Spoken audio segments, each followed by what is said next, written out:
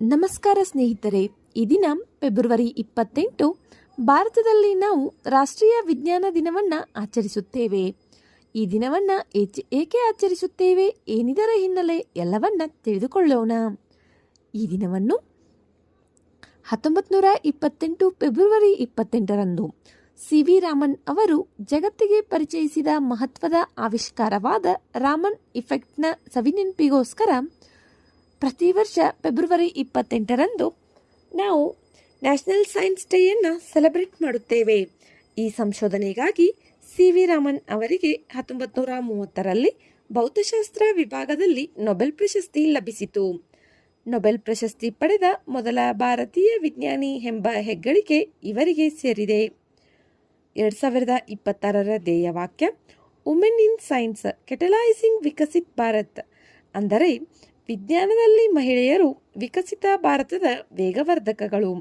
ಈ ವರ್ಷ ವಿಜ್ಞಾನ ಕ್ಷೇತ್ರದಲ್ಲಿ ಮಹಿಳೆಯರ ಕೊಡುಗೆಯನ್ನು ವಿಶೇಷವಾಗಿ ಗೌರವಿಸಲಾಗುತ್ತಿದೆ. ರಾಷ್ಟ್ರೀಯ ವಿಜ್ಞಾನ ದಿನದ ಉದ್ದೇಶಗಳು ಏನು ತಿಳಿದುಕೊಳ್ಳೋಣ ಬನ್ನಿ. ದೈನಂದಿನ ಜೀವನದಲ್ಲಿ ವಿಜ್ಞಾನದ ಪ್ರಾಮುಖ್ಯತೆಯನ್ನು ತಿಳಿಸುವುದು, ಯುವ ಜನರಲ್ಲಿ ವೈಜ್ಞಾನಿಕ ಮನೋಭಾವನೆಯನ್ನು ಬೆಳೆಸುವುದು, ಹೊಸ ತಂತ್ರಜ್ಞಾನಗಳನ್ನು ಪ್ರದರ್ಶಿಸಲು ಮತ್ತು ಚರ್ಚಿಸಲು ವೇದಿಕೆಯನ್ನು ಕಲ್ಪಿಸುವುದು. ಹಾಗಾದರೆ ಏನಿದು ರಾಮನ್ ಇಫೆಕ್ಟ್ ತಿಳಿದುಕೊಳ್ಳೋಣ ಬನ್ನಿ. ಸರಳವಾಗಿ ಹೇಳುವುದಾದರೆ, ಒಂದು ಬೆಳಕಿನ ಕಿರಣ ದ್ರವ, ಅನಿಲ ಅಥವಾ ಘನ ಪದಾರ್ಥದ ಮೂಲಕ ಹಾದು ಹೋಗುವಾಗ ಅದು ಅಣುಗಳೊಂದಿಗೆ ಸಂವಹನಗೊಳ್ಳುತ್ತದೆ. ಹೆಚ್ಚಿನ ಬೆಳಕು ಬದಲಾವಣೆ ಇಲ್ಲದೆ ಚದುರಿದರೂ ಕೆಲವು ಬೆಳಕಿನ ಕಣಗಳು ತಮ್ಮ ಶಕ್ತಿಯನ್ನು ಬದಲಾಯಿಸಿಕೊಂಡು ಬಣ್ಣವನ್ನು ಬದಲಾಯಿಸುತ್ತವೆ. ಈ ಬಣ್ಣ ಬದಲಾವಣೆಯೊಂದಿಗೆ ಚದುರುವಿಕೆಯನ್ನು ರಾಮನ್ ಇಫೆಕ್ಟ್ ಎಂದು ಕರೆಯಲಾಗುತ್ತದೆ. ಇದು ಹೇಗೆ ಕೆಲಸ ಮಾಡುತ್ತದೆ? ಬೆಳಕು ಅಣುಗಳ ಮೇಲೆ ಬೀಳುತ್ತದೆ. ಕೆಲವು ಫೋಟಾನ್ಗಳು ಅಣುಗಳೊಂದಿಗೆ ಶಕ್ತಿಯನ್ನು ವಿನಿಮಯ ಮಾಡಿಕೊಳ್ಳುತ್ತವೆ. ಈ ಶಕ್ತಿ ಬದಲಾವಣೆಯಿಂದ ಬೆಳಕಿನ ತರಂಗಾಂತರ ಬದಲಾಗುತ್ತದೆ. ಇದೇ ರಾಮನ್ ಎಫೆಕ್ಟ್ನ ಮೂಲತತ್ವವಾಗಿದೆ.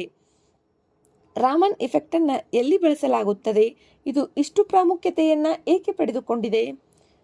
ಇದನ್ನು ಆರೋಗ್ಯ ಕ್ಷೇತ್ರದಲ್ಲಿ ಕ್ಯಾನ್ಸರನ್ನು ಆರಂಭಿಕ ಹಂತದಲ್ಲಿ ಪತ್ತೆ ಹಚ್ಚಲು, ಅದಕ್ಕೆ ಔಷಧಿಗಳ ಶುದ್ಧತೆಯನ್ನು ಪರೀಕ್ಷಿಸಲು, ರಕ್ತದಲ್ಲಿನ ಗ್ಲೂಕೋಸ್ನ ಪ್ರಮಾಣವನ್ನು ಅಳೆಯಲು, ಹಾಲು ಮತ್ತು ಎಣ್ಣೆಯಲ್ಲಿರುವ ಕಲಬೆರಕೆಯನ್ನು ಪತ್ತೆ ಹಚ್ಚಲು, ಹಣ್ಣು ತರಕಾರಿಗಳ ಮೇಲೆ ಕೀಟನಾಶಕಗಳ ಅಂಶವನ್ನು ಪರಿಶೀಲನೆ ಮಾಡಲು, ವಿಮಾನ ನಿಲ್ದಾಣಗಳಲ್ಲಿ ಸ್ಫೋಟಕ ಪತ್ತೆ, ಅಕ್ರಮ ಮಾದಕ ದ್ರವ್ಯವನ್ನು ಗುರುತು ಹಚ್ಚಲು, ಬಾಹ್ಯಾಕಾಶ ಮತ್ತು ಪರಿಸರದ ನೀರಿನಲ್ಲಿ ಮೈಕ್ರೋಪ್ಲಾಸ್ಟಿಕ್ ಮತ್ತು ಮಂಗಳ ಗ್ರಹದಲ್ಲಿ ಖನಿಜಗಳ ಅಧ್ಯಯನಕ್ಕೆ ನಾಸಾ ರಾಮನ್ ಉಪಕರಣಗಳನ್ನು ಬಳಸುತ್ತಿದೆ. ಈ ರಾಮನ್ ಇಫೆಕ್ಟ್ ಹುಟ್ಟಲು ಆಸಕ್ತಿದಾಯಕವಾದ ಸಂಗತಿ ಏನು? ನಿಮಗೆ ಗೊತ್ತೇ? ತಿಳಿದುಕೊಳ್ಳೋಣ ಬನ್ನಿ. ಸಮುದ್ರದ ನೀರು ಏಕೆ ನೀಲಿಯಾಗಿ ಕಾಣುತ್ತದೆ ಎಂಬ ಸರಳ ಪ್ರಶ್ನೆಯೇ ಸಿ.ವಿ. ರಾಮನ್ ಅವರಿಗೆ ಈ ಮಹಾನ್ ಸಂಶೋಧನೆಗೆ ಪ್ರೇರಣೆಯಾಗಿದೆ.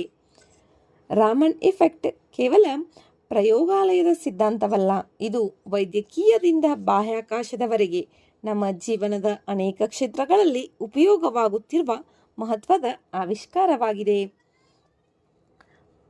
ಈ ವಿಡಿಯೋ ನಿಮಗೆ ಉಪಯುಕ್ತವೆನಿಸಿದರೆ ಲೈಕ್ ಮಾಡಿ, ನಿಮ್ಮ ಸ್ನೇಹಿತರೊಂದಿಗೆ ಹಂಚಿಕೊಳ್ಳಿ, ಹಾಗೆ ನಮ್ಮ ಚಾನಲ್ಗೆ ಸಬ್ಸ್ಕ್ರೈಬ್ ಮಾಡಿಕೊಳ್ಳಿ. ಧನ್ಯವಾದಗಳು.